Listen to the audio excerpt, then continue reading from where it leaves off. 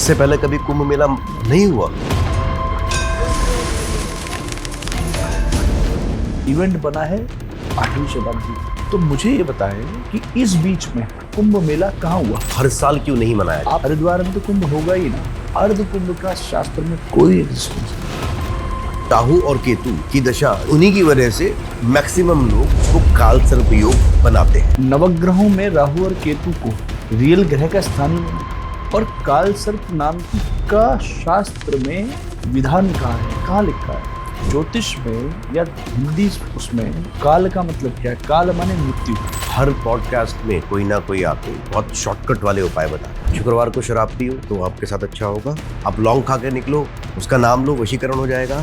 कि खाली शराब पीने से आपका कार्य कैसे हो जाएगा? ये मेरे सिर के ऊपर की बात है और आपको भी कैसे पच रही है मुझे समझ नहीं आ रही। मैंने एक पॉडकास्ट में देखा था, वो बोतलों में भर के वो कह रहे थे कि मेरे को 21,000 रुपए में आपको भूत दे दूंगा। जो व्यक्ति दिन में एक गायत्री माला नहीं करता हो, जो व्यक्ति एक हनुमान चालीसा पढ़ता हो, उसे मैं अघोर साधना बताने लग जाऊं, आप मुझे बताइए कैसे होगा सर? भारत का सनातन धर्म ही इतना पावरफुल धर्म है जिसने कभी किसी को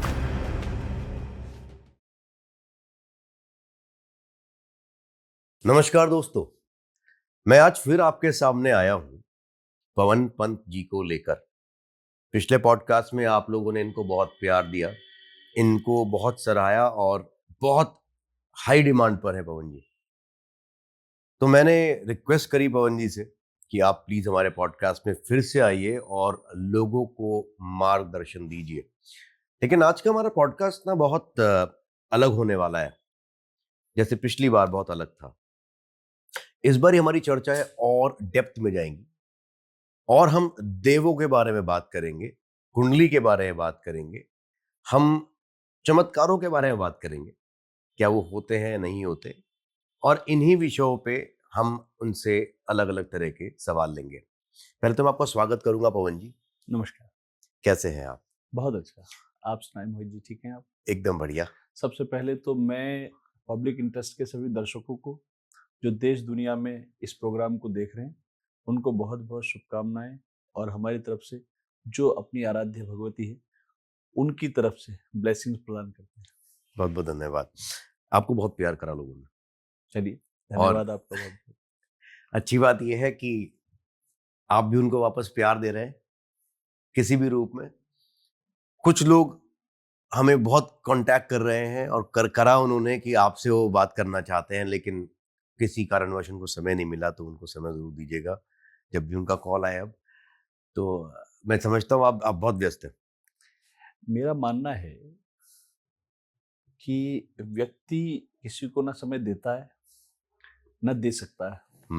सब जब हम डेस्टिनी के विषय में बात कर रहे होते हैं तो डेस्टिनी ही व्यक्ति को मिलाती है जी। और डेस्टिनी ही व्यक्ति के विषयों में किसी व्यक्ति को लाभ पहुंचवाती है या उनके बीच के आपसी संबंधों को बढ़ाती है। मेरा मानना है कि जब हम भाग्य के विषय में बात करें तो कोई व्यक्ति, मैं मानता ही नहीं जीवन में कि अनायास मिलता है। जीवन में जो व्यक्ति मिल रहा है वो परमात्मा ने उसकी डेस्टिनी डिसाइड करी हुई है, इस समय मिलना है। तो जिसको जिस समय जब मिलना होता है मिल जाता है, और जिस समय जिसको छूटना होता है वो छूट जाता है। मिलने और छूटने पे ना मुझे याद आया कि जब अभी हरिद्वार में हम लोग बैठे हैं, सबसे बड़ी बात मैं दर्शकों को बताऊं, मैं खुद हरिद्वार आया। बहुत बारी हमने ट्राई करा कि पवन जी हमारे पास आए, लेकिन पवन जी ने जैसे बोला कि मिलना मिलाना तो हम हरिद्वार आकर ही हमने कहा कि पवन जी के दर्शन कर लिए जाए। अब हरिद्वार में कुंभ आने वाला है, अर्ध कुंभ फॉर दैट मैटर।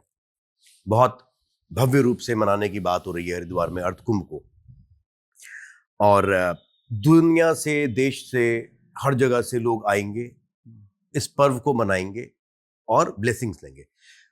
अर्ध कुंभ की क्या मान्यताएं हैं और अर्ध कुंभ को लोग किस तरह से मनाते हैं? क्योंकि अभी रिसेंटली ये हुआ है कि अर्ध कुंभ ना कहकर अब इसको कुंभ कहा जाएगा।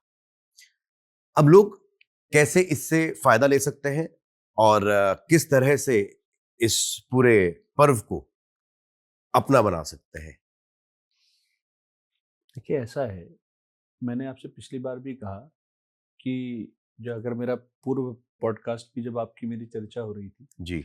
तो हिंदू सनातन धर्म के अंदर कोई चीज गलत सही नहीं होती है। सबकी अपनी मान्यताएं हैं, लेकिन हम सनातन के व्यक्ति हैं और हमारा कर्तव्य है कि सही मैसेज दें। जी। मैं किसी को गलत ठहराने का ना तो पात्र हूँ, और सब अपनी अपनी दृष्टि से जो भी बोल रहे होंगे, लेकिन जितना मैं सनातन सिस्टम को, धर्म को समझ पाया, उसके विषय में आपसे चर्चा करते हैं। तो देखिए, ऐसा है कि कुंभ शब्द तो मैं मानता हूँ सनातन सिस्टम का पार्ट है। अब लोग इसको अन्यथा ना लें, क्योंकि ये कर्तव्य है कि जब हम इस क्षेत्र में हैं तो हमें वो बात करनी चाहिए जो जो मिथ ना क्रिएट करे। हम्म।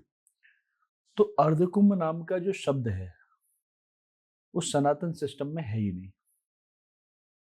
अर्धकुंभ नहीं है? जी नहीं। मैं ये नहीं कह रहा हूँ, मैं अपनी राय दे रहा हूँ जो जितना मैंने अध्ययन किया है, और अगर है कुछ ऐसा तो उनको प्रदर्शित करना चाहिए। तो सालों से जो अर्धकुंभ को मनाया जा रहा है, हर 6 साल में मनाया जाता है। देखिए, ऐसा होता है कि परंपराओं को जो आपकी लोक मान्यताओं के साथ नहीं जोड़ा जाता। आप कई जगहों पे लोक मान्यताएं होती हैं। अब किसी ने ये मान्यता अगर क्रिएट कर दी है तो वो धर्म का पार्ट तो नहीं बन सकता। जब हम कुंभ के विषय में बात करें, पहले देखिए, शब्द से ही किसी चीज का अर्थ निकलता है। शब्द क्या है? शब्द है कुंभ। कुंभ माने क्या होता है? कलश। और आपने दूसरा वर्ड यूज किया, अर्ध कुंभ।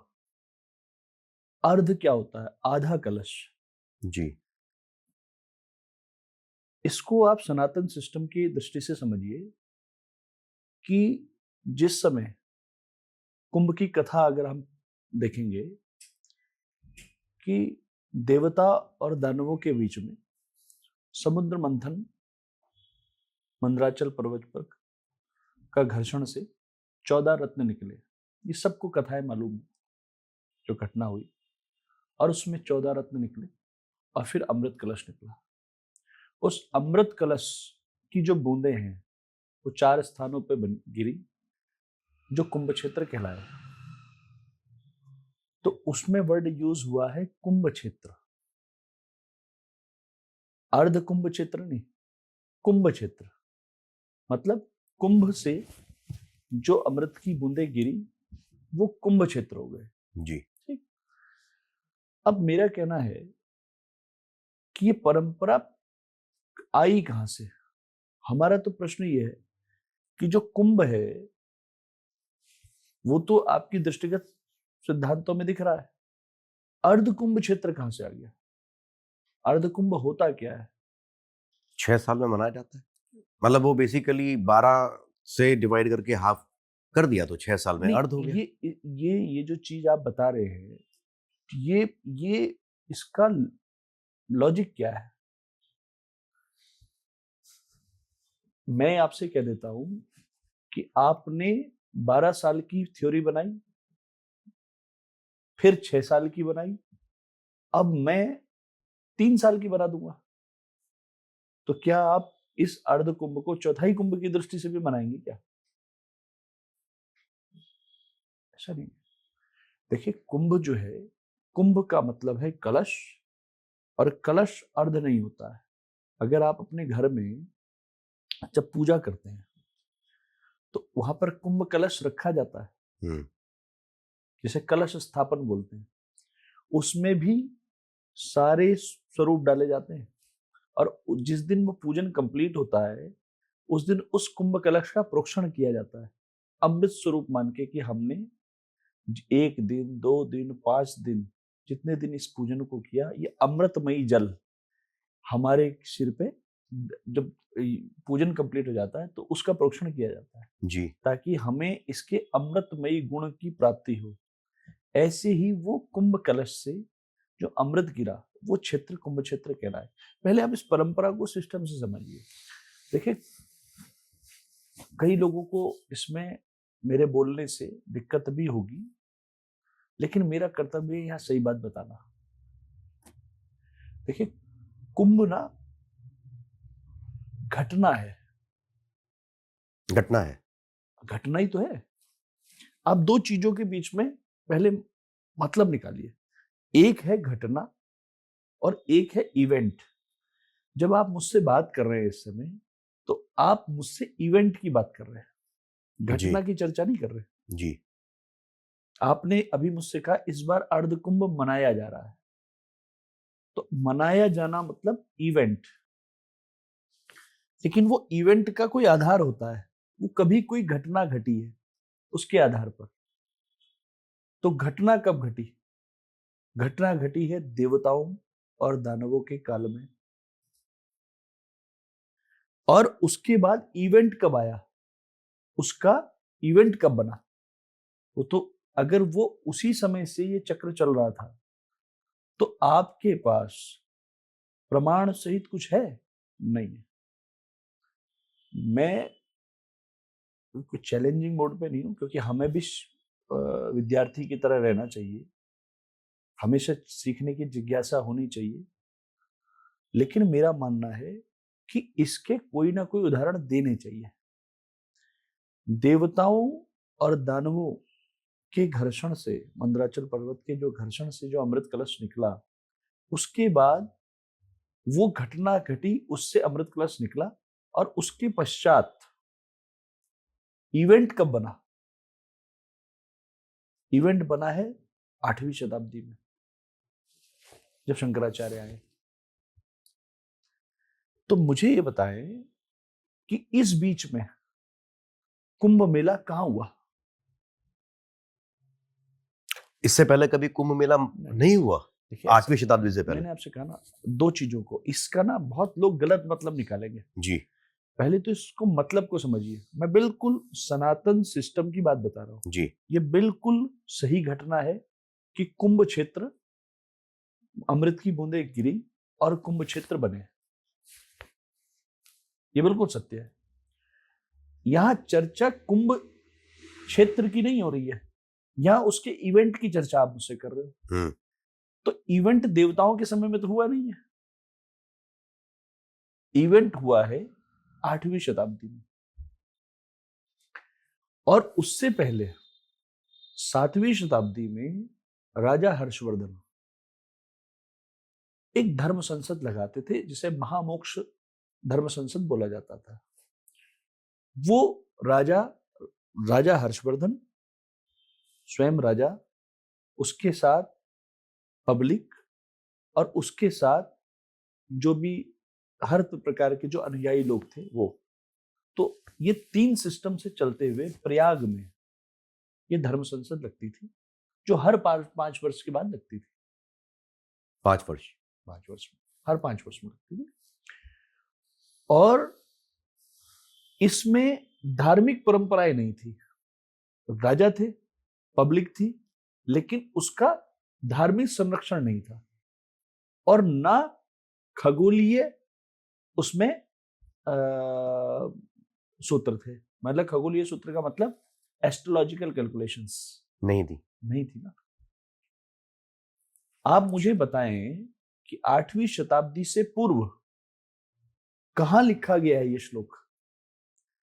8वीं शताब्दी में जब शंकराचार्य आते हैं, राजा, पब्लिक, लेकिन धार्मिक स्वरूप नहीं था उसका। तो धार्मिक स्वरूप आया जब शंकराचार्य आए और उन्होंने अखाड़ों की स्थापना करी। अखाड़ा स्थापना होते ही इसका धार्मिक स्वरूप आ गया। वो गुरु परंपरा के लोग आ गए। अखाड़ा, फिर 3 चीजें आई, राजकीय संरक्षण, धार्मिक व्यवस्था और पब्लिक। इससे ये इवेंट बना। और इसमें शंकराचार्य जी ने खगोलीय विधान डाला, एस्ट्रोलॉजिकल कैलकुलेशन डाला, जिसकी वजह से हर 12 वर्ष के बाद का इसमें विधान बना। और वो कैलकुलेशन बनाया गया है उस आधार पे, क्यों उन्होंने हर 12 वर्ष के हिसाब से बनाया इसको। जैसे आपने श्लोक सुना होगा, फॉर एन एग्जाम्पल मैं हरिद्वार का एक श्लोक सुना देता हूं। पद्मिनी नायके मेषे कुंभो राशि गतो गुरु गंगा द्वारे भवेद योगः कुंभा नाम तदोत्तमम्। पद्मिनी माने रोशनियां, रोशनी, जो रोशनी आती है। जी। नायके, उनका जो नायक है मेष है। जब मेष में जाता है मतलब वो सूर्य के विषय में बात हो रही है, उसका जो स्वामी है जब मेष में जाता है, कुंभो राशि गतो गुरु, कुंभ राशि में जब बृहस्पति जाता है, गंगा द्वारे भवेद योगा, गंगा द्वार में जब ये योग बनेगा, कुंभा नाम तदोत्तम, उसका नाम कुंभ होगा। ये एक एस्ट्रोलॉजिकल कैलकुलेशन आ गया। अब इस एस्ट्रोलॉजिकल कैलकुलेशन का मतलब है कि देवताओं का एक दिन मानव का एक वर्ष होता है। इस प्रकार से 12 दिन ये घटनाक्रम देवताओं के उसमें चला, उसमें 12 वर्ष बीत गए, इसलिए धरती के इसलिए ये बृहस्पति से 12 वर्ष का कैलकुलेशन आया। मैं ये मानता हूं पहले तो ये डिसाइडमेंट होना चाहिए कि अगर ये श्लोक बनाया गया तो हमारे यहाँ इस पद्धति को फॉलो कैसे किया जा रहा है कि नहीं किया जा रहा है। देखिए स्कंद पुराण हो, उसमें उल्लेखित है, आज अखाड़ा परंपरा ये कहती है कि भाई माघ का स्नान होगा। ये बिल्कुल सही है, माघ का स्नान इसलिए होगा क्योंकि हमारे पौराणिक स्नानों में माघ का महत्वपूर्ण स्थान है, इसलिए माघ का स्नान करते हैं। लेकिन पैरेलली वो इस श्लोक को भी लिख रहे हैं। मैं उनकी परंपरा को गलत नहीं, क्योंकि प्राचीन परंपरा में माघ स्नान का महत्वपूर्ण रोल है, इसलिए मेले का स्टार्ट वो माघ स्नान से कर रहे हैं।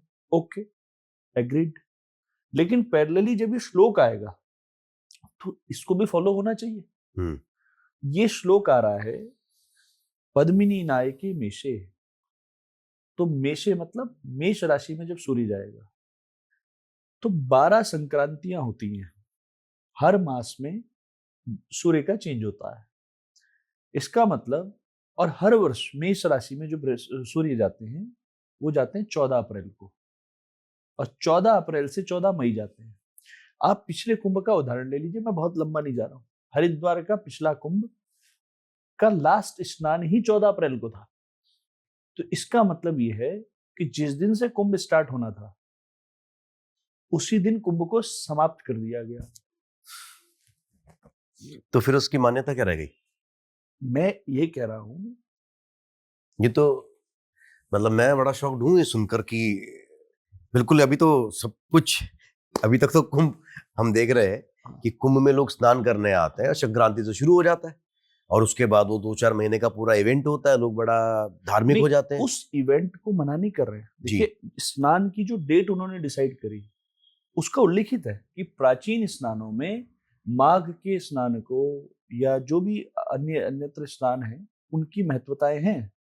लेकिन मेरा कहने का मतलब है उन्हीं धर्मशास्त्रियों ने और वहीं से ये श्लोक उठाया, मैंने तो बनाया नहीं जी। ये श्लोक है जो मैंने आपको बताया जी। उसका सिंपल लॉजिक है कि जब सूर्य मेष राशि में जाए और बृहस्पति कुंभ में जाए तब हरिद्वार में कुंभ होगा। और वो अप्रैल में कह रहे हैं आप? तो सूर्य मेष राशि में 14 अप्रैल को जाते हैं और 14 मई तक रहते हैं। तो ये जो अभी तक कुंभ स्नान हो रहा है, जो मैं आपसे जो मेरा सवाल शुरू हुआ था वो पुण्य को लेकर था कि कुंभ होगा अगले साल, तो अब लोग पुण्य कमाने के लिए आएंगे। तो क्या अगर जो आप बता रहे हैं तो 14 अप्रैल से और मई तक तो 1 महीने का टाइम है, उसमें अगर स्नान ही नहीं हुआ। अब आप जो बात कर रहे हैं वो मूल बात क्या है? मूल बात यह है कि हरिद्वार के जब कुंभ का विषय आएगा जी, अगर इस श्लोक का अर्थ निकाला जाएगा तो इसका श्लोक का अर्थ सिंपल यही है, पद्मिनी नायके मेषे कुंभो राशि गतो गुरु। तो अगर इस श्लोक के आधार पर आप जाओगे तो 14 अप्रैल से 14 मई ही कुंभ होता है। और जो स्नानों की बात हो रही है उस स्नानों की महत्वताएं धर्मशास्त्र में पूर्ण है, इसमें कोई इफ एंड बट नहीं है। अच्छा। क्योंकि स्कंद पुराण में भी उल्लेखित है प्राचीन स्नानों के लिए, उसमें माघ के स्नान को सबसे महत्वपूर्णता दी गई है, उसमें शिवरात्रि के स्नान को महत्वपूर्णता दी गई है, उसमें बैसाखी को दी गई है। वहां गलत नहीं है, लेकिन माघ के तो बहुत बहुत पुण्य मतलब स्नान बोला जाता है। भाई तुलसीदास जी ने प्रयाग में बोला ना, प्रयाग के मानस जी में लिखा, माघ मकर गत रवि जब होए, तीरथ पति आवही सब कोय, देव दनुज किन नर नर श्रेणी, सादर मज्जहि आए त्रिवेणी। माघ मास में मकर राशि में रवि जब होए, सूर्य जब आता है, तीर्थ पति आवहि सब कोई, तीर्थों के राजा के पास सब आते हैं। देव दनुज किन्नर नर श्रेणी, देवता हो, दनुज हो, किन्नर हो, नर हो, सादर मज्ज ही आए त्रिवेणी, सशरीर त्रिवेणी में स्नान करते हैं। तो उसके स्नान की महत्वताएं, मेरा कहने का मतलब है, जब ये परंपरा, इस परंपरा को समझिए। आज हमारे यहाँ एक सूत्री कार्यक्रम चल रहा है। इस पूरे सिस्टम को अगर आप देखिए, अखाड़ा परंपरा से पहले स्नान की परंपराएं, धार्मिक आयोजन की परंपरा थी, और राजा हर्षवर्धन के समय में थी, जिसे महामोक्ष परिषद के नाम से वो प्रयागराज में हर वर्ष एक इवेंट के रूप में कर रहे थे। उसमें राजा के संरक्षण से ये कार्य हो रहा था। फिर राजा की ही आज्ञा से जब शंकराचार्य आए तो धार्मिक इन्वॉल्वमेंट भी हुआ। फिर 8वीं शताब्दी में शंकराचार्य आते हैं, और शंकराचार्य एक पूरे सिस्टम को, धार्मिक सिस्टम को पैदा करते हैं, जो अखाड़े के रूप में, 13 अखाड़े के रूप में सामने आता है। अब इसमें 3 लोग इन्वॉल्वमेंट हो गए, पब्लिक, राजा और शंकराचार्य, धार्मिक गुरु। अब पूर्ण व्यवस्था बन गई, और शंकराचार्य जी के द्वारा इसमें खगोलीय सिस्टम को भी इन्वॉल्व कर लिया गया। तो एक पूरे का पूरा एक ज्योतिषीय, धार्मिक, राजकीय संरक्षण और पब्लिक, चारों का एक समूह बनते हुए एक इवेंट तैयार हो गया, जैसे हमें बनाना था, जैसे उस सिस्टम को बनाना था। गुरु परंपरा को जो पब्लिक या शिष्य परंपरा थी, गद्दियों में बिठाकर उनको, उनके पीछे पीछे गद्दी में वो बैठे रहते थे, स्नान करने के लिए साथ साथ जाते थे, और राजा उस पूर्ण व्यवस्था को देखता था। आज भी वही व्यवस्था हो रही है। आज भी एक विवाद चल रहा है कि भाई सरकार क्यों कर रही है। सरकार का प्रतिरूप राजा होता है। तो उत्तराखंड की सरकार ने इस कुंभ का नाम, इसको अर्ध कुंभ की जगह कुंभ रखा, बिल्कुल सही किया है। इसका नाम अर्ध कुंभ की जगह उन्होंने बिल्कुल सिस्टमैटिक नाम, उसका जो नाम हो वही रखा है, उसका कोई गलत नाम नहीं किया है। अर्ध कुछ नहीं होता है। तो मैं उत्तराखंड की सरकार को भी बधाई देना चाहूंगा, उत्तराखंड के जो मुख्यमंत्री है उनको भी बधाई देना चाहूंगा, क्योंकि उन्होंने धर्म संरक्षण की बात करी है इसमें। लेकिन खगोलीय तो फिर भी नहीं हुआ। अब मैंने कहा ना, ये व्यवस्था बनाई गई है, ये व्यवस्था बनाएगी। हम तो इवेंट पे चलेंगे ना।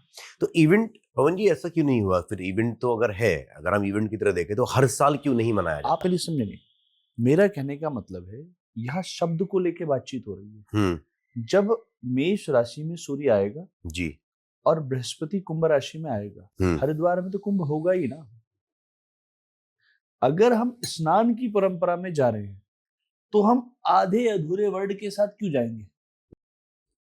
आज अगर कोई धार्मिक आयोजन यहाँ हरिद्वार में हो रहा है तो आप उसकी दृष्टिगत चीजों को देखिए। धार्मिक आयोजन है, शहर का विकास है, सब चीजें हो रही है, ये और धार्मिक सनातन सिस्टम को बढ़ावा मिल रहा है। मेरा कहने का मतलब है कि अगर कैलकुलेशंस में हम जाएंगे तो जिस समय वो योग होगा उस समय होगा, लेकिन हम उसको उस शब्द को गलत रूप से प्रकट नहीं कर सकते ना। अर्ध क्या है? यहां बात चल रही है एग्जिस्टेंस की, वर्ड के, कि आपने कुंभ को अर्ध क्यों कर दिया। कुंभ का एग्जिस्टेंस शास्त्र में है, अर्ध कुंभ का शास्त्र में कोई एग्जिस्टेंस नहीं है।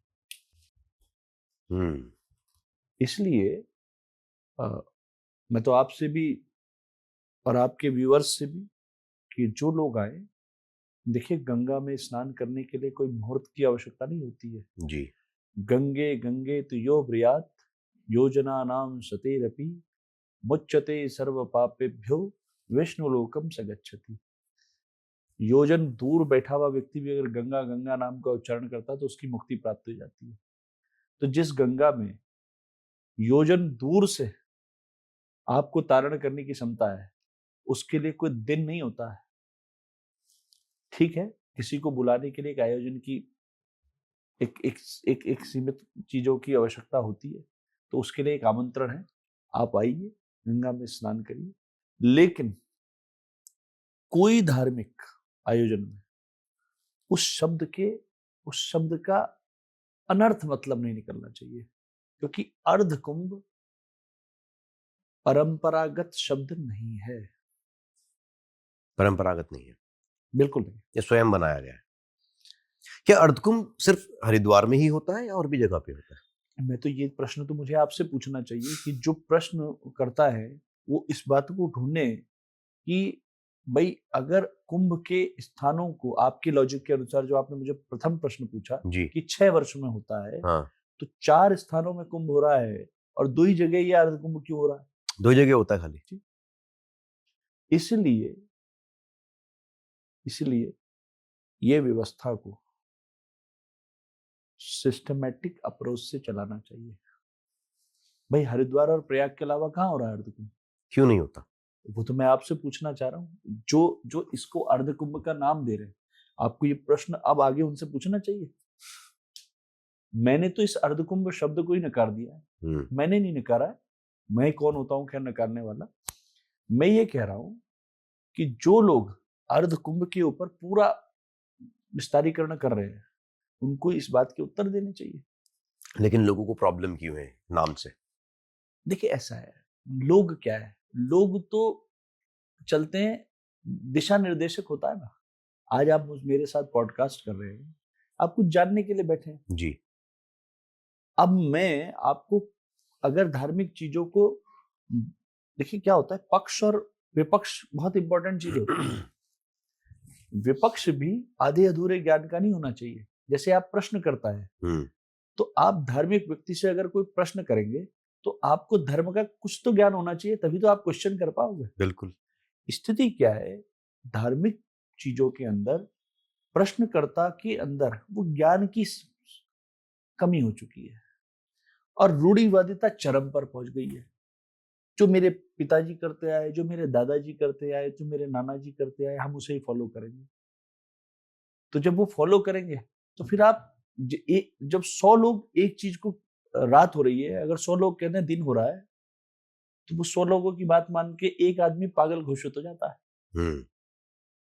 मेरा मानना है हिंदू सनातन धर्म बहुत वैज्ञानिक, बहुत लॉजिकल और बहुत टू द पॉइंट है। उसने कभी भारत का सनातन धर्म ही इतना पावरफुल धर्म है जिसने कभी किसी को कंफ्यूज करने की कोशिश नहीं करी गई। लेकिन उनके सामने जो उसको रिप्रेजेंटेशन करने वाले लोग थे, उन्होंने अपने स्वार्थों के लिए उस धर्म को इतना मैनिपुलेट किया है ताकि उनके कार्य सिद्धि हो सके। तो मेरा कहने का मतलब है, जब हम इस तरीके से किसी चीजों को मोल्ड करते हैं तो उससे हमारा सिस्टम हिट होता है। अच्छा, मैं एक और चीज जानना चाहता हूँ। जब हम कुंभ की बात कर रहे हैं, ये सब के लिए जानना बहुत जरूरी है। और आप एस्ट्रोलॉजी की अगर हम बात करें, कुंभ एक ऐसा इवेंट है, हम कहें कि ऐसी घटना है जिससे राहु और केतु का जन्म हुआ। कुंभ के बाद ही हुआ था, क्योंकि जब घड़ा निकला तो उसके बाद ही उन्होंने अमृत पिया, उसके बाद ही उनकी गर्दन काटी गई। और जैसा कि लिखा हुआ है शास्त्रों में या कहानियों में बताया जाता है, उसके बाद राहु और केतु बने छाया ग्रह। तो ये इसलिए भी बहुत इंपॉर्टेंट हो जाता है सबके लिए, क्योंकि राहु और केतु की दशा या राहु और केतु की जो सिस्टम है कुंडली के अंदर, आपने तो पिछली बार नकारा था उसको, लेकिन उन्हीं की वजह से मैक्सिमम लोग उसको काल सर्प योग बनाते हैं। एक कुंडली के अंदर ये होता है। तो कुंभ वैसे भी बड़ा इंपॉर्टेंट हो गया, क्योंकि कुंभ से ही काल सर्प योग और राहु केतु भी आ गए। नहीं, मेरे हिसाब से ये प्रश्न आपका जो है, ये एक लेमेन प्रश्न हो सकता है। जब हम लिंक करेंगे तो सबसे पहले तो ये समझना पड़ेगा कि राहु और केतु, आप खुद ही स्वयं अपने मुंह से कह रहे हैं छाया ग्रह जी। तो जो छाया ग्रह है उसकी एग्जिस्टेंस है छाया, रियल नहीं है। प्रश्न में ही उसका उत्तर है ना जी।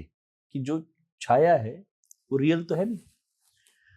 और दूसरी चीज, नवग्रहों में राहु और केतु को रियल ग्रह का स्थान ही नहीं है। काल सर्प को लेकर ये चर्चा उठाई गई कि भैया राहु और केतु के मध्य में जो ग्रह आ जाए, तो ग्रह कैसे मध्य में आएंगे छाया ग्रहों के? मेरा प्रश्न ये है। और काल सर्प नाम की जो ये योग बनाया गया, इसका शास्त्र में विधान कहाँ है, कहाँ लिखा है? भाई ज्योतिष के किस ग्रंथ के अंदर काल सर्प की बात कही गई है, बताइए आप। तो ये कहाँ से है? क्योंकि आपने लास्ट टाइम जब हमें बताया कि काल सर्प जैसा कुछ नहीं होता, उसके बाद कई लोगों से चर्चा हुई, उन्होंने कहा ऐसा नहीं है, काल सर्प होता है। और उन्होंने ये भी बताया, जहां से अगर आप वैसे भी पढ़ेंगे तो 12 तो सर्प बताए हैं जिनके काल सर्प योग के उपाय करे जाते हैं, 12 है। नहीं, और जो आप 12 बात कर रहे हैं, ये तो 12 जो है सर्पों के नाम हैं जी, उन्हीं के नाम पे फिर काल सर्प बताया जाता है। पहले आप समझिए, देखिए काल सर्प को समझो आप पहले। जीवन में क्या होता है, कलयुग का एक फॉर्मूला है, भय बिन होय न प्रीत गुसाई। जी, अब मेरा तो क्षेत्र है, लेकिन मुझे अपने चीजों को कुछ तो, जब मुझे कुछ बात सही रखनी है तो मुझे अपने को भी हिट करना पड़ेगा या अपने जैसे लोगों को थोड़ा सा हिट करना पड़ेगा। लेकिन मैं चाहता हूं कि लोग परेशान ना हो। जी, हम लोगों का कर्तव्य है कि जो लोग हमसे जुड़े हुए हैं, जो लोग हमें सुन रहे हैं, उनको सही चीज प्राप्त हो। लोगों ने काल को, काल, फिर मैंने कहा ना, जैसे कुंभ और अर्धकुंभ को लेके शब्द की ऊपर बात हुई, वैसी काल को लेके भी शब्द पे बात होनी चाहिए। ज्योतिष में या हिंदी उसमें काल का मतलब क्या है? काल माने मृत्यु, लेकिन काल का दूसरा नाम है समय। एक काल का मतलब है मृत्यु, लेकिन दूसरे काल का समय है, दूसरे काल का मतलब है समय। सर्प क्या है? सर्प तो जीवन में आपके स्वयं के अंदर बैठे हुए हैं। भाई योग शास्त्र के जितने विद्वानों से आप मिलोगे, उन्होंने क्या कहा कि हमारे चक्रा जो है, मूलाधार, स्वादिष्ठान, मणिपुर, अनाहत, विशुद्धि, आज्ञा, सहस्त्रार, तो जो मणिपुर है, मूलाधार, स्वादिष्ठान, मणिपुर, यहाँ पर एक सर्पाकार कुंडलिनी बैठी है। यौगिक लोगों से आप मिलेंगे वो बताएंगे। उन्होंने कहा कि जब आपका प्राण अनुसंधान होता है, जब आप ब्रह्मरंध्र को स्थिर चित्त करते हैं, तो ये कुंडलिनी सीधी हो जाती है, और ये सीधे जो है, ये सीधे ब्रह्मरंध्र को अटैक करती है, जिससे आपकी आज्ञा चक्षु खुलते हैं। ये तो बताया गया। आप बौद्धिस्ट में जाइए, बौद्धिस्ट में एक प्रक्रिया है जिससे वो दीक्षा देते हैं, वो देते हैं वज्रदंड से। वज्रदंड क्या है? एक लकड़ी का सर्पाकार डंडा है जिसमें कांटे कांटे से निकले हुए। हमने कभी जानने की कोशिश नहीं की कि भाई ये वज्राकार और ऐसा सर्पाकार डंडा ही क्यों रखे हुए हैं। इसलिए रखे हुए हैं क्योंकि हमारी जो स्पाइन है वो इस पॉइंट से बैक के और यहां पर आकर सर्पाकार हो जाती है। अच्छा।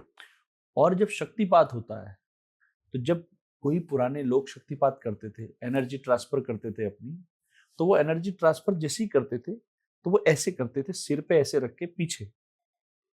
जैसे आप देखिए, ये बहुत, ये इसे बोलते हैं ब्रह्मरंध्र। ये जो एरिया है ब्रह्मरंध्र, ब्रह्मरंध्र मतलब ये पूरा एरिया जो है ब्रह्मरंध्र का है। यहाँ पर जो है, आप जैसे बच्चे को भी उठाते हैं तो बच्चे को उठाते हैं तो बच्चे को सिर ऐसे रखा जाता है, क्योंकि ये जो एरिया होता है, ये बहुत मासूम एरिया है। इसीलिए यहाँ पर शिखा सूत्र का विधान है। शिखा सूत्र यहाँ क्यों नहीं बनाया? बाल तो यहाँ भी थे, बाल तो यहाँ भी थे, इतने पूरे सिर में बाल थे, लेकिन शिखा सूत्र यहाँ रखा गया क्योंकि ये स्थान जो है एनर्जी है, यहाँ पे, यहाँ कुंडलिनी का सोर्स है इस जगह। हाँ, तो जब पहले लोग आशीर्वाद देते थे, अब तो थे आशीर्वाद की प्रक्रिया ही बदल गई है जी। अब लोग पैरों में प्रणाम नहीं करते हैं, अब लोग घुटनों में प्रणाम करते हैं। अब आप देखिए, किसी से मिलिए तो वो प्रणाम कहाँ करेंगे? अगर आपको उसको बहुत ही जरूरत हो गई प्रणाम करने की, तो घुटने से नीचे नहीं जाता। लेकिन प्रणाम करने के भी हमारे यहाँ, मैंने कहा ना, हमारे सनातन सिस्टम में लॉजिक्स थे। घुटनों के, ये पैरों के अंगूठे में हर व्यक्ति की जो साधना करी हुई एनर्जी रहती है। इसीलिए जो बड़े संत होंगे, जो साधक संत हैं, वो कभी भी अपने पैर नहीं छूने देते। आप देखिए वो सॉक्स लपेटे हुए रहेंगे।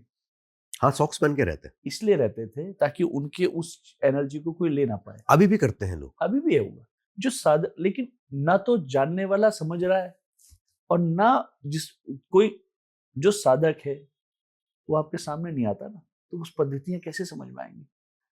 इसलिए किसी को भी प्रणाम करें, अपनी ईगो पे मत लीजिए। अगर किसी व्यक्ति को साधक समझे और उसकी एनर्जी को लेना चाहते हैं तो पैर के अंगूठे पे जाके टच करिए, और उसके बाद वो जो व्यक्ति है वो अगर आपके सिर से ऐसे आशीर्वाद देने की प्रक्रिया, ये सिर पे हाथ रखी, जो ये उंगलियां है वो यहाँ छेड़े पीछे। इससे अगर उसकी जो एनर्जी से आपकी कुंडलिनी उठती है, अच्छा, इससे उसको ज्ञान प्राप्त होता है। आपको लगता है ना कि जैसे मैंने वर्षों की साधना करी और एकदम शिष्य को ट्रांसफर हो गई, आपकी वर्षों की साधना शिष्य को कैसे ट्रांसफर हो गई? यहां से हुई। तो ना तो हम सही से पैर छू रहे हैं ना हम आशीर्वाद ले रहे हैं। तो मैंने कहा ना, देखिए बृहद सनातन धर्म है। हम सिर्फ थियोरेटिकल और आज की बातों पे कहीं सिंदूर लगा लीजिए, कहीं ये बिठा दीजिए, कहीं वो, मतलब मुझे अब मैं उसे बोल भी नहीं पा रहा हूँ, अजीब अजीब प्रकार के जो उपाय हैं जिनका भारत के सनातन धर्म से कोई मतलब नहीं है, सिर्फ अट्रैक्शन के प्रभाव से, ये जो भी उनकी इच्छाएं हों सामने वाले को लेके, इससे हमारे सनातन धर्म में जो मान्यता है, जो उसके प्रति श्रद्धा है, वो कम होती है। तो मेरा मानना है भारत के सनातन धर्म में ऋषियों ने, विद्वानों ने बहुत लॉजिक तरीके से सारे सिस्टम को बताया, उसके आधार पर उसके उपाय बताए। तो हम उनको कर लें, उनमें समय तो लगेगा लेकिन वो सॉलिड होगा। तो जो आप उपाय की बात कर रहे हैं, ऐसे तो हर पॉडकास्ट में कोई ना कोई आके बहुत शॉर्टकट वाले उपाय बता रहे हैं कि आप शुक्रवार को शराब पियो तो आपके साथ अच्छा होगा। मैं किसी का नाम नहीं लेना चाहता, लेकिन ऐसे उपाय के लिए बोला जाता है। आप लौंग खा के निकलो, उसका नाम लो, वशीकरण हो जाएगा। आप पता नहीं क्या क्या करो, उससे भी हो जाएगा। पता नहीं क्या क्या बातें होती है। तो इसमें कुछ क्या ये उपाय शास्त्रार्थ कहीं पर भी जनपत्री के हिसाब से या फिर जेनरिक ये वैलिड है? देखिए आप समझो, पूजाएं 3 प्रकार से होती हैं, सात्विक, राजसिक और तामसिक। जी। ठीक है। सात्विक पूजाओं का मतलब क्या है कि मेरे पास कुछ नहीं है, श्रद्धा है, भावनागत होती है, क्योंकि ना तो धन है हम्म। ना व्यवस्था है, सिर्फ श्रद्धा है। और राजसिक पूजाएं वो होती हैं जहां पर धन और वैभव खर्च किया जाता है और उससे ईश्वर को मनाया जाता है। वो किसी विशेष प्रयोजन के लिए, उसका नाम के आगे ही राजसिक लिखा है। राजा को ये पूजा करनी चाहिए, तो राजसिक पूजा है। वो उसके लिए ऑथेंटिक भी है, उसके पास संसाधनों का अभाव भी नहीं है। अगर मेरे पास संसाधन का अभाव है तो क्या मैं ईश्वर का पूजन नहीं करूंगा? बिल्कुल करोगे। करेंगे। इसका मतलब, लेकिन अभाव तो रहेगा, तो इसका मतलब उसके लिए सात्विक पूजन से भगवान को मनाना चाहिए। राजसिक पूजन का मतलब है जो राजा, उसके पास ना व्यवस्थाओं की कमी है ना धन की कमी है, वो वैभव से पूजन करता है। एक पूजन है, इसके बाद तामसिक। तो जिन पूजनों के विषय में आप बता रहे हो कि शराब पी लीजिए, ये कर लीजिए, ये तामसिक अघोर पूजन होता है। इनके भी अपने अपनी मान्यताएं हैं, लेकिन साधना तो तीनों ही पक्षों में है ना। आप मुझे ये बताइए कि खाली शराब पीने से आपका कार्य कैसे हो जाएगा? वो जो तामसिक पूजा करने वाला भी व्यक्ति है, साधना तो करेगा ना वो भी। अगर ये जितने भी अघोर तंत्र के लोग हैं, ये शमशान में या किसी विशेष मुहूर्तों में, जैसे दीपावली हो गया, ग्रहण हो गया, काली रात हो गई, होली हो गया, इनमें साधना तो करते हैं ना।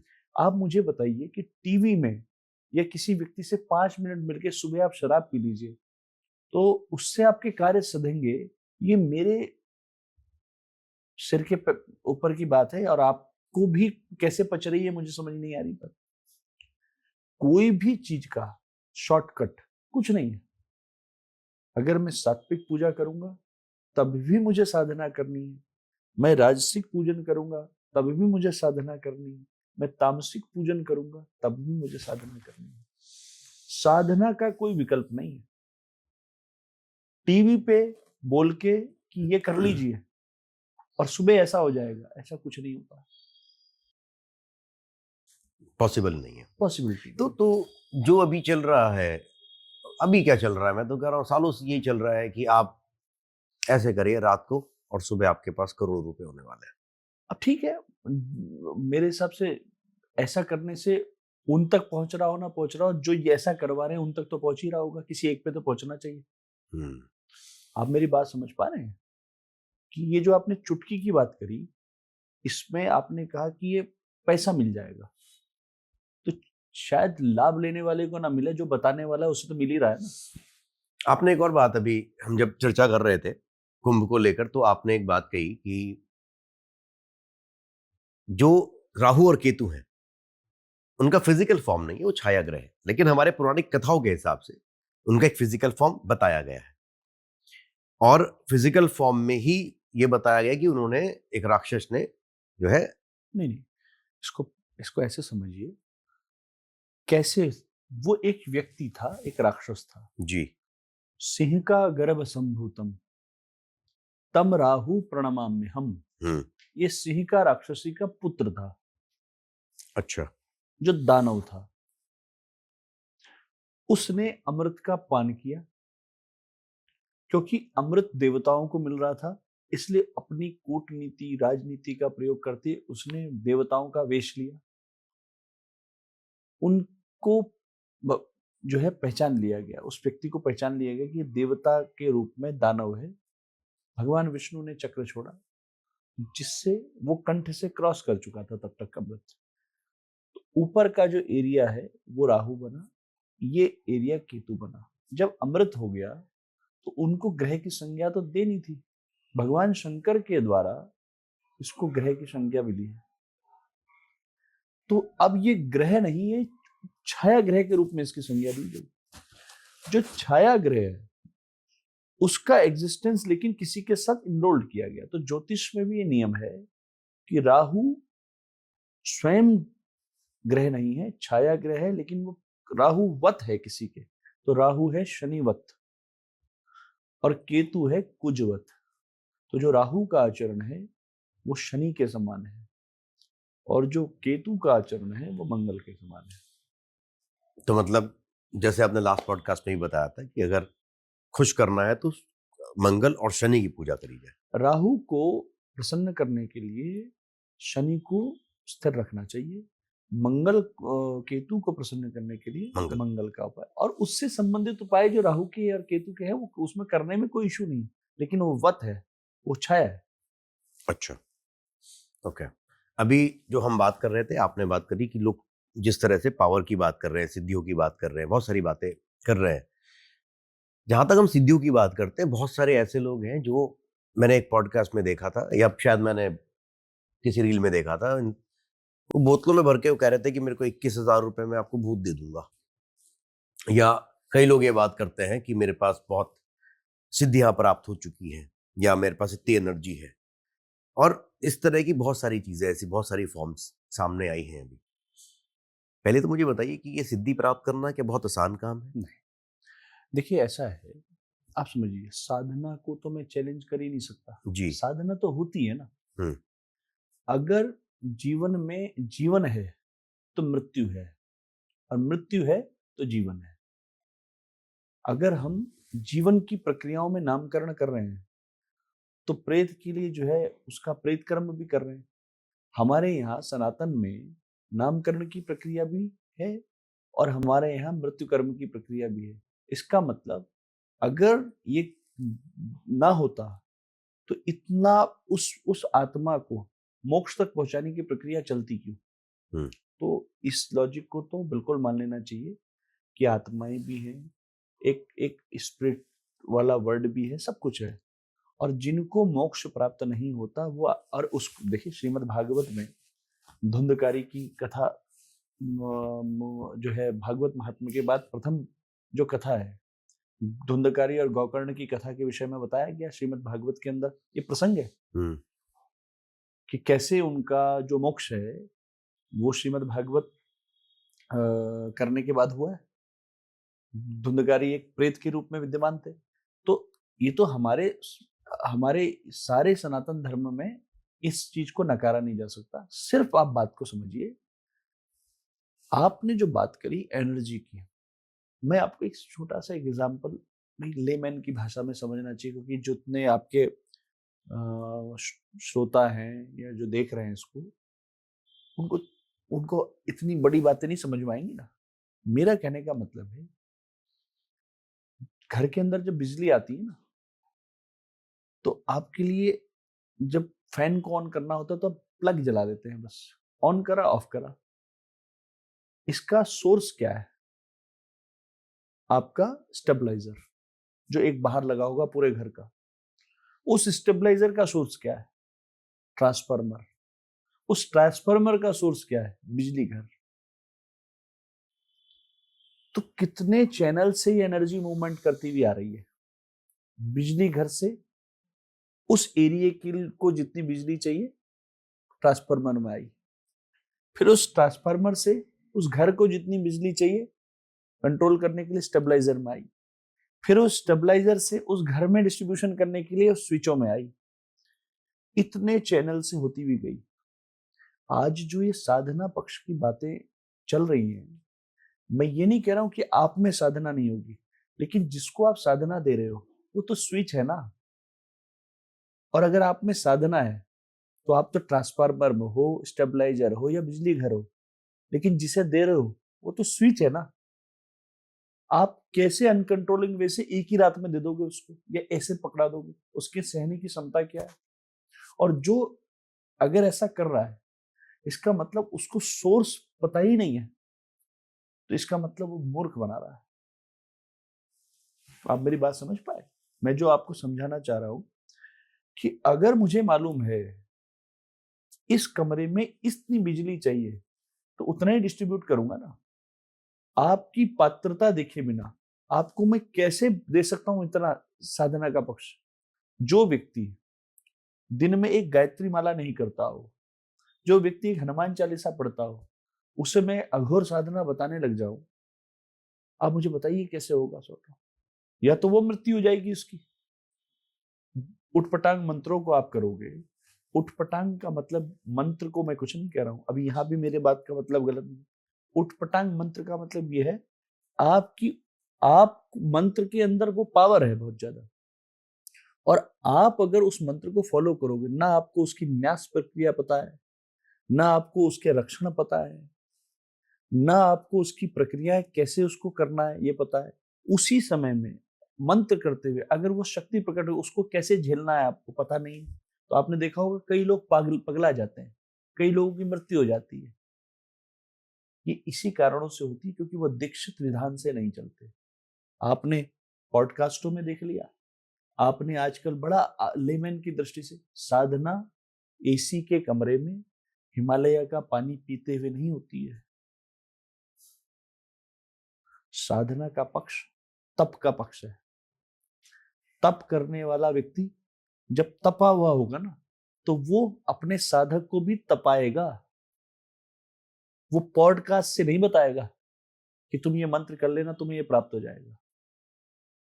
गुरु परंपरा दीक्षित परंपरा होती है। आधिकारिक गुरु परंपरा जो है वो अपने शिष्य को तपाती है कि भैया तपो। पहले गुरु शिष्य परंपरा कैसे होती थी? शिष्य को देखा जाता था और गुरु शिष्य को देखता था कि मैं गुरु बनाने लायक हूं, ये गुरु बनाने लायक है, और वो गुरु देख रहे हैं ये शिष्य बनाने लायक है। जब दोनों के बीच में परस्पर संधि होती तब ये संवाद चलता था। रामकृष्ण परमहंस और विवेकानंद के बीच में ये तो संवाद हुआ है। एक और चीज मुझे याद आई, मैंने किसी रील में देखी थी और मैंने कई लोगों से सवाल पूछा भी, मैं आपसे भी जानना चाहूंगा कि आपका क्या टेक है। किसी ने बोला कि अगर राहु और केतु दूसरे और 8वें घर में है, उस इंसान पे 200% तंत्र हो सकता है। अब ऐसा है, पहले आप समझ लीजिए। देखिए, हमारे जो पक्ष है राहु और केतु का। राहु और केतु को जो भगवान ने आधिकारिक भविष्य प्राप्ति दी वो पितृपक्ष से दी है। जैसे अग्नि की पत्नियों का नाम क्या है? स्वाहा और सुधा। तो सुधा पक्ष को कौन लेता? राहु और केतु लेते हैं, पितृपक्ष। आठवां स्थान जो है वो होता है मृत्यु का, लेकिन आठवां ही स्थान है साधना का। जो अकल्ट साइंसेस हैं जितनी भी होती है उसमें आठवें स्थान का बहुत महत्वपूर्ण रोल रहता है। अब आपकी इस चर्चा को मैं ऐसे नहीं झुटलाऊंगा, मैं ये नहीं कह रहा हूं कि यहाँ तंत्र होगा। यहाँ पर आठवां स्थान पर केतु बैठा है। केतु किस चीज का मालिक है? केतु साधना के पक्ष में हृदय का मालिक बैठा है। इसका मतलब ऐसा व्यक्ति इंटेलेक्चुअल होगा। अगर इसी पक्ष को राहु देखेगा तो इंटेलेक्चुअलिटी में गलत चीज ना हो जाए, इससे उसको तंत्र की भाव आ सकते हैं। जैसे आठवें स्थान में मंगल आ जाए। आपने तो खाली राहु केतु का जिक्र किया। जैसे आठवें स्थान का अगर कोई तंत्र में जा रहा है, कोई साधना कर रहा है, तो तंत्र खाली साधना को सीखने के लिए, उस एनर्जीज को फेस करने के लिए ताकत होनी चाहिए ना। तो आठवें स्थान का मंगल जो होता है वो होता है डेयरिंग। लेकिन अष्टमंगली भी कहते हैं उसको। हाँ, अष्टमंगली तो है, लेकिन आठवें स्थान का मंगल साधना पक्ष में बैठा है। अगर कोई इस क्षेत्र में तंत्र में जाएगा तो उसको साहस की आवश्यकता तो है। तो उस मंगल से बड़ा तांत्रिक बन सकता है। अच्छा, आठवें स्थान का मंगल बड़े बड़े तांत्रिकों को जन्म देता है। आठवें स्थान का राहु मंगल बड़े बड़े तांत्रिकों को जन्म देता है। देखिए, वैदिक ज्ञान बृहस्पति का है। शनि, राहु, केतु ये अकल साइंसेस के मालिक हैं, पराविद्याओं की ओर ले जाते हैं। जैसे शनि संन्यास्त का मालिक है, बृहस्पति ज्ञान धर्म का मालिक है, सूर्य तेज का मालिक है। तो ऐसे स्थानों पे आठवें स्थान का, मैं आपकी बात को ये नहीं कहूंगा कि तंत्र हो सकता है, इस पे मेरी कोई रुचि नहीं है, लेकिन आठवें स्थान का जब आप जिक्र करते हैं तो आठवां स्थान तंत्र का स्थान है, द्वादश स्थान तंत्र का स्थान है, और उसमें भी प्रारब्ध नवा और पंचम, इनको भी इंपॉर्टेंस दी जाती है। क्योंकि कभी कभी साधक एकदम नहीं बन जाता, उसके प्रारब्ध कर्म होते हैं। क्या पता वो पूर्व से साधना करता हुआ एकदम, कभी कभी आप देखते होंगे 2-3 वर्ष के बच्चों को एकदम कोई एनर्जीज जो है अट्रैक्ट कर लेती हैं और वो मुंह से बोलने लगते हैं जी। तो वो उन्होंने ऐसा तो इस जन्म में कुछ किया नहीं है। तो अगर ऐसा इस जन्म ने नहीं किया तो पूर्व जन्म से कुछ चलता हुआ आ रहा है। इसलिए हमें नवम स्थान और पंचम स्थान को भी देखना चाहिए। तो ये साधना पक्ष की पूरी क्लियरिटी आ जाती है। ये व्यक्ति जिस क्षेत्र में जा रहा है उसका प्रारब्ध कर्म क्या था। अच्छा, इसमें एक और चीज है, हम मोक्ष की बात करते हैं, मोक्ष प्राप्ति की बात करते हैं, लेकिन जब हम कालभूषण डी को देखते हैं तो पूरा कॉन्सेप्ट ही बदल जाता है। क्योंकि वो कह रहे हैं ये तो सर्कल है, ये तो बार बार हो रहा है, बार बार हो रहा है, बार बार। अगर वो बार बार हो रहा है तो मोक्ष तो है ही नहीं फिर, तो ये तो सर्कल हो गया, वापस घूम के वहीं पर आ जा रहे हैं हम। आप समझे नहीं? इसके लिए जो बार बार हो रहा है स्मृति विभेदन कहा जाता है। भगवान कृष्ण ने अर्जुन से क्या कहा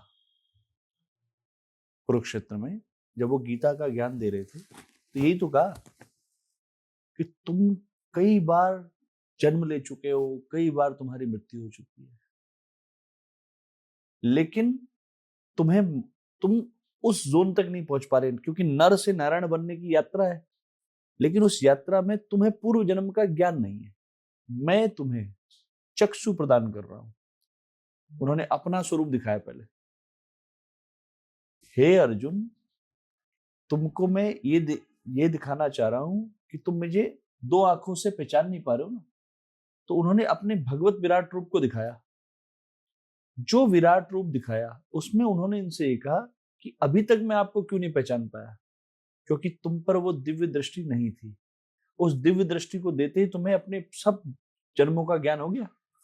तो ऐसे ही ये जो आप मोक्ष की बात कर रहे हैं, क्योंकि हम पूर्व जन्म के कर्मों में हमने क्या गलत किया, क्या अच्छा किया, ये हमें ज्ञान ही नहीं है, और फिर हम वही एक से शुरू हो जाते हैं। जिन व्यक्तियों को अपने पूर्वार्जित जन्मों का ज्ञान है वो आगे उस स्टेज, अगर मैं 2 स्टेप चढ़ गया हूं तो हम तीसरी स्टेप पे ही चढ़ूंगा ना। लेकिन 2 स्टेप चढ़ने के बाद अगर मैं फिर पहले स्टेप पे आ जाऊं तो मुझे यात्रा फिर दोबारा से शुरू करनी है। इसलिए इस वो यात्रा सर्कल। में जैसे अब सर्कल हो गया, फिर हम बात करते पितृदोष की, तो क्या वो भी उस सर्कल में बार बार आ रहा है? देखिए आप समझिए, पितृदोष को ये ना ट्रेंड बन गया है हिंदुस्तान में ना। मैंने आपसे बताया ना हम्म। कि हमारा देश इस समय, जैसे अभी हमारे प्रधानमंत्री ने कहा ना कि आर्थिक संकट आने वाला है, तेल का संकट आने वाला है। प्रधानमंत्री को कहना चाहिए इस देश में धार्मिक संकट भी चल रहा है, उसके बारे में भी चर्चा करनी चाहिए। मेरा मेरा उनसे निवेदन है कि इस धार्मिक संकट से पहले बाहर निकले। इस देश में धर्म के नाम पर रोज एक नई चीज परोसी जा रही है, जिससे एक आम आदमी के भावनात्मक चीजों के साथ खिलवाड़ हो रहा है। पितृदोष मैं आपके पहले पॉडकास्ट में भी कह चुका हूं, पितृदोष आपके द्वारा अर्जित किया हुआ है, किसी के द्वारा अर्जित नहीं हुआ। अगर आपने अपने जीते जी अपने सही कर्म किए और अपने रिलेटिव्स या जो भी आपके संबंधी हैं उनकी मृत्यु के बाद उनके नियत कर्मों को अगर आप सिर्फ श्राद्ध कर्म को, तर्पण कर्म को कर रहे हैं तो सारे कर्म सही हैं, फिर आपको कोई पितृदोष नहीं है। ये भी बनाया हुआ है मतलब, क्योंकि आपने लास्ट टाइम कहा था ना ध्यान देना ही पितृदोष है। मैंने आपसे कहा ना, देखिए पितृ होते हैं और वो समय पर आपके जब भी श्राद्ध होता है उस समय वो वहां आते हैं, अपने सगे संबंधियों, पुत्र पुत्र आदि से अन्न की अपेक्षा करते हैं। उनकी तिथियों में, उस श्राद्धों में आपको उस कर्म को करना चाहिए, इतना सफिशिएंट है। लेकिन एक मेरा सवाल है इसमें, सपोज हम हैं, हमने भी रीबर्थ तो लिया होगा, वापस जन्म, तो हम भी कभी किसी के पितृ रहे होंगे। तो अब हमारी अपेक्षा क्या है उनसे, हमें तो पता ही नहीं। तो हम कैसे जा रहे होंगे, हम कैसे ले रहे होंगे कुछ भी चीज, क्योंकि हम तो ये मानते हैं ना कि आत्मा ने जन्म ले लिया, मृत्यु हुई, आत्मा ने दूसरा स्वरूप ले लिया, कपड़े बदल लिए। अगर ये हो ही रहा है तो उस बीच में फिर अब बाकी चीजें कहाँ पे स्टैंड कर रही है, बाकी कंफ्यूजन क्यों है, बाकी चीजें कहाँ से आ रही है? आप समझे ना, देखिए क्या है, मृत्यु निश्चित सत्य है, जन्म भी एक निश्चित सत्य है। जन्म के बाद मृत्यु और मृत्यु के बाद जन्म। आपने पितृ प्रक्रिया की जब बात करी तो आपने जहां जन्म ले लिया, आपने कहा मैं कहीं किसी का पिता, तो मान लिया जाए आपकी पूर्व जन्म में कोई पुत्र रहे हो, पौत्र रहे हो, वो आज भी आपकी उस काल का श्राद्ध कर्म अगर कर रहे होंगे तो आप कभी कभी देखते हैं कि आपको मनचाही वस्तु प्राप्त हो जाती है भोजन की। कभी कभी आप देखते हैं कि आपको एकदम आपके मन अनायास आपको लगता है कि यार ये कैसे मुझे प्राप्त हो गया। ये उनका प्रसाद है जो उस दिन श्रद्धा से आपके लिए उन्होंने किया, और उनके माध्यम से जिस योनि में भी आप हैं, चाहे मानव की हैं चाहे पशु की हैं, उस दिन आपको उस दिन का बेस्ट भोजन मिल गया या बेस्ट चीज मिल गई। अच्छा, आज भी होगा। श्राद्ध एक ही तरह से होता है? देखिए ऐसा है, शास्त्रों में 16 से लेकर 96 प्रकार के श्राद्धों का विवेचन है, लेकिन प्रमुख रूप से 11 श्राद्धों को विशेष रूप से उल्लेखित किया गया है जिनको लोगों को करना चाहिए। इसमें नित्य श्राद्ध है, नैमित्तिक श्राद्ध है, पार्वण श्राद्ध है, एकोदिष्ट श्राद्ध है, काम्य श्राद्ध है। उसके पश्चात आपका सपिंडीकरण श्राद्ध है, तीर्थ श्राद्ध है, गोष्ठी श्राद्ध है, नंदीमुख श्राद्ध है, हिरण्यक श्राद्ध है और मानसिक श्राद्ध है। तो ये श्राद्ध के अलग अलग स्वरूप हैं, किस समय पे कैसे करना चाहिए। अब आप कभी इसको विस्तार से कभी आप पूछेंगे तो पूरे श्राद्धों का विवेचन भी करेंगे, लेकिन हमने पूरे सिस्टम में एक ही चैनल को चला दिया है। अभी मैंने आपको 11, कई लोगों को इस श्राद्धों के बारे में मैंने अभी 11 का विवेचन किया, लोगों को पता ही नहीं होगा इस विषय में। हाँ। और लोग बताना भी नहीं चाहते, और इनकी अपनी अपनी महत्वताएं। जैसे मैं फॉर एन एग्जांपल बताऊं आपको, पार्वण श्राद्ध है। अब पार्वण श्राद्ध जो है तिथि वार्षिक श्राद्ध होता है, पर्व का श्राद्ध होता है। जैसे कई बार आपने सुना होगा, पिछली बार दिवाली को लेकर एक बहुत बड़ा विवाद उठ गया था। हाँ, वो तो इस लास्ट दिवाली, लास्ट दिवाली हर बार ही हुआ है कि तो 2 बार ही हो रही है? अब आप देखिए, अब जो पार्वण श्राद्ध करने, मतलब क्योंकि कोई भी पर्व से पहले पर्व का श्राद्ध होता है, क्योंकि पितरों के निमित्तीकरण श्राद्ध होता है, उसके बाद पर्व मनाया जाता है। जो लोगों को पता ही नहीं है कि श्राद्ध करा जाता है, जिन लोगों को ये पता है कि पर्व का श्राद्ध किया जाता है, वो स्वभावतः जो तिथि अगले दिन आई थी वही करते, क्योंकि उसमें कंफ्यूजन क्या था, उसमें पिछली बार जब दिवाली आई तो दिवाली के दिन जो दीपावली आ रही थी वो दोपहर के बाद अमावस्या लग रही थी। और श्राद्ध क्या होता है? श्राद्ध होता है मध्याह्न में। जब मध्याह्न काल में, पितरों के काल में श्राद्ध का समय ही निकल जाएगा तो हम उस दिन तो श्राद्ध ही नहीं कर पाएंगे। और नियम ये कहता है कि कोई भी पर्व पहले श्राद्ध होगा, पार्वण श्राद्ध होगा, फिर उस पर्व को मनाया जाएगा। तो जब मध्याह्न काल निकल गया तो हमें अगले दिन सूर्योदय से जब अमावस्या मिल रही है तो हम अगले दिन पार्वण श्राद्ध करके तब पर्व में जाएंगे ना। लेकिन इसमें एक और चीज है, आपने जो बताया, लोग तो एज अ पर्व, लोग तो सेलिब्रेशन ऑफ दिवाली देख रहे हैं, वो श्राद्ध की बात ही देखिए, नहीं कर मैंने रहे। आपसे कहा ना कि यहाँ आधी अधूरी धर्म की जानकारी देना नहीं है किसी को। जब अधूरी जानकारी देनी है, जो जो शास्त्र का कर्म है वो बता रहा हूं मैं आपको। तो दिवाली के दिन श्राद्ध होता है? यस, हर पर्व में श्राद्ध होता है। हर पर्व में श्राद्ध जो होता है? प्रमुख पर्व हैं उनमें पहले श्राद्ध होता है। और श्राद्ध कब होगा? अमावस्या।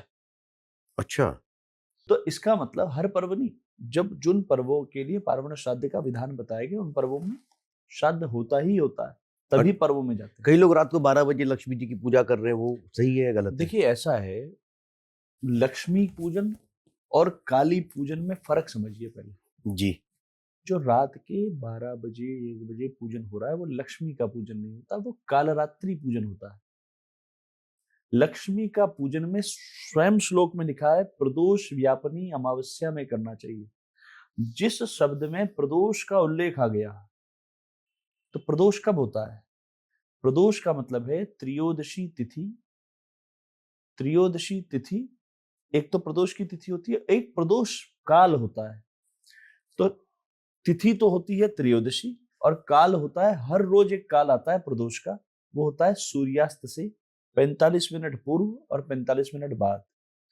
तो प्रदोष व्यापनी अमावस्या में लक्ष्मी पूजन कहा जाता है, शास्त्र उल्लिखित है। तो प्रदोष व्यापनी कब होगी? जब सूर्यास्त से 45 मिनट पूर्व और 45 मिनट, तो 90 मिनट जो शाम का काल होता है वो है लक्ष्मी का पूजन, रात्रि का पूजन नहीं है। और प्रदोष का जो व्रत रखते हैं वो भी सिर्फ उस 90 मिनट्स में है? व्रत नहीं, पूजन। व्रत तो आप सुबह से रखेंगे, व्रत का पूजन तो सुबह शुरू से, क्योंकि व्रत है ना, पूरे दिन का व्रत है। प्रदोष बेसिकली जस्ट 90 मिनट्स का टाइम फ्रेम है। उस काल में पूजन होना चाहिए भगवान शंकर का। ओके, मतलब ऐसा नहीं है कि किसी भी टाइम निकल गए? नहीं, प्रदोष काल में पूजन। ओके, ये मैं पहली बार सुन रहा हूँ। ये प्रदोष, मेरे को लगा था कि प्रदोष तो पूरा दिन होता होगा। नहीं, आप समझे नहीं। मैंने आपसे ये कहा कि प्रदोष पूरी तिथि है, मतलब प्रदोष एक तिथि है। उस प्रदोष की तिथि में वो जो काल है वो प्रदोष का, वो सूर्यास्त से 45 मिनट पूर्व और 45 मिनट बाद का है। तो आप व्रत रखेंगे सुबह से ही, लेकिन जो काल पकड़ेंगे भगवान शंकर के पूजन करने का वो होगा सूर्यास्त से 45 मिनट पूर्व और 45 मिनट बाद, 90 मिनट। तो ये जो काल जिस तरह से हम बात करते हैं ये हर जगह पे अलग अलग है। जैसे कि भारत में अलग होगा, अमेरिका में अलग होगा, यूरोप में अलग होगा, ऐसे ही चलता होगा या फिर उन वो भी बिल्कुल सब में अलग अलग? सब में अलग होगा। तो जब हम ऐसे बात करते हैं पंचांग की, तो पंचांग क्या स्पेसिफिकली इंडिया के लिए बना हुआ है या वो बाहर के लिए भी बना हुआ है? क्यों नहीं बना? जहां पर सूर्योदय और सूर्यास्त की बात हो रही है जी, पंचांग तो सूर्य सिद्धांत के आधार पर बने हैं ना। अच्छा, तो जहां पर जो सूर्योदय होगा उसके आधार पर पंचांग की गणना होगी। हिंदुस्तान से बाहर जो व्यक्ति बैठा हुआ है, जो विदेश में बैठे हैं, अमेरिका में बैठे हैं, वहां का सूर्योदय का समय अलग है ना। तो वहां सूर्योदय और सूर्यास्त का समय अलग है, तो उसी के आधार पर उनके पर्वों का विवेचन होगा। वो इंडिया में जो पर्व चल रहा है वहां कैसे करेंगे? तो फर्क हो जाएगा। अच्छा, तो उनका पंचांग अलग है? पंचांग नहीं अलग है, पंचांग की पद्धति एक है, लेकिन वहां पर सूर्योदय और सूर्यास्त के समय अलग अलग है। क्योंकि मैं कई लोगों को जानता हूँ वो पंचांग यही वाला फॉलो कर रहे होते हैं। गलत है, अच्छा, गलत है। तो अब उनके लिए फिर क्या है? मुझे ये बताइए, हिंदुस्तान में ही सूर्योदय और सूर्यास्त के अलग अलग समय हो जाते हैं कई जगह। तो जब हिंदुस्तान के अंदर ही हम टाइम विभेदन देख रहे हैं, तो हिंदुस्तान के बाहर तो 12-12 10-10 घंटे का फर्क आ रहा है, हम तो यहाँ 15 मिनट के फर्क में भी कर रहे हैं। तो उस टाइम फिर हमको सेल्फ कैलकुलेट करना पड़ेगा। नहीं, वहां के हिसाब से वहां के पंचांग के कैलकुलेशन हो रखे हैं ना। अच्छा, वहां के भी है। हिंदुस्तान के लोगों ने भी करे हैं, बस सिद्धांत तो एक ही लगेगा ना। जो सिद्धांत लगेगा सूर्योदय सूर्यास्त का, उसी के आधार पर वो पंचांग का निर्णय होगा। अच्छा, मेरे को एक और चीज आपसे जाननी है कि जो हम ये कलावा बांधते हैं, इसके बारे में बड़ी भिन्न भिन्न सी बातें हैं। कुछ लोग कहते हैं कि इसको 11 दिन में उतार देना चाहिए, नहीं तो नेगेटिव एनर्जी एब्जॉर्ब कर लेता है। हमारे यहाँ पे 1 साल के लिए रक्षा सूत्र बना जाता है, इसका क्या कॉन्सेप्ट है फिर? देखिए, ऐसा है, नेगेटिव और पॉजिटिव एनर्जी की तो बातें, जो कार्य शुभ के उससे पहनाया गया है वो नेगेटिव कैसे हो सकता है मुझे पता नहीं। आपने किसी जगह आप गए, वहां आपको पूजन करके तो धारण कराया गया है ना, तो वो नेगेटिव कैसे होगा ये तो मैं नहीं समझ सकता। लेकिन रक्षा सूत्र के विधान है। अब रक्षा सूत्र में रक्षाबंधन हमारे यहाँ जब आता है तो उस दिन रक्षा सूत्र ब्राह्मणों के द्वारा बनाया जाता है। और पहले भी ये परंपरा रही कि रक्षण सूत्र को जो बांधते थे वो ब्राह्मण बांधते थे वर्ष भर में।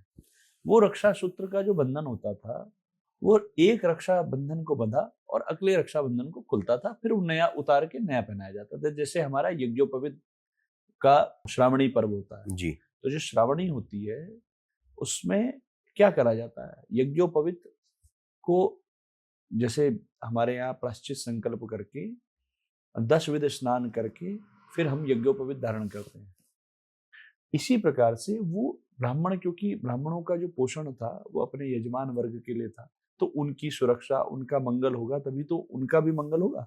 तो इसलिए वो अपने रक्षण के साथ साथ अपने यजमानों के लिए भी वो रक्षा सूत्र बनाते थे, अपना भी यज्ञोपवीत धारण करते थे, अपने यजमानों को भी पहनाते थे, अपने हाथ में भी रक्षा सूत्र पहनते थे, अपने यजमानों की रक्षा के भी सूत्र को बनाते थे। अब मेरे हिसाब से ये करना चाहिए कि जो रक्षा सूत्र रक्षाबंधन के दिन अपने ब्राह्मण से जरूर रक्षा सूत्र बनवाए।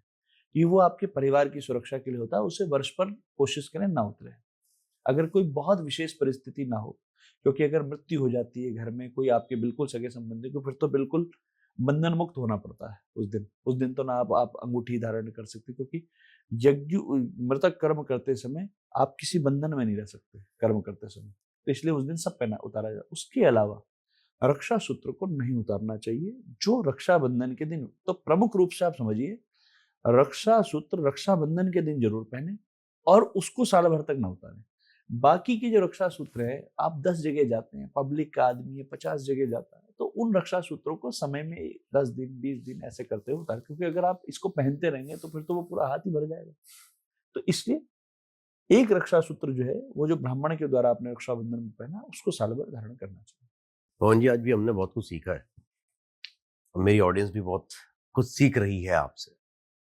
बस मैं वापस से चाहूंगा कि थोड़ा समय और निकालिए, समय की थोड़ी कमी रहती है आपके मैंने पास। आपसे शुरुआत में कहा कि ना हमारा पहले समय निश्चित था आपके पास आने का, ना आज निश्चित था। हाँ। तो अगले को भी हम दोनों निश्चित ना करें, परमात्मा को निश्चित करने दीजिए। लेकिन वही है, मैं कहूंगा कि प्यार फैलाते रहिए और लोगों का भला करते रहिए जो आप करते आ रहे हैं। लेकिन आपसे फिर एक और टॉपिक को लेकर चर्चा बहुत जल्दी होगी। तब धन्यवाद। तक के लिए जय हिंद, जय धन्यवाद। भारत, जय श्री राम।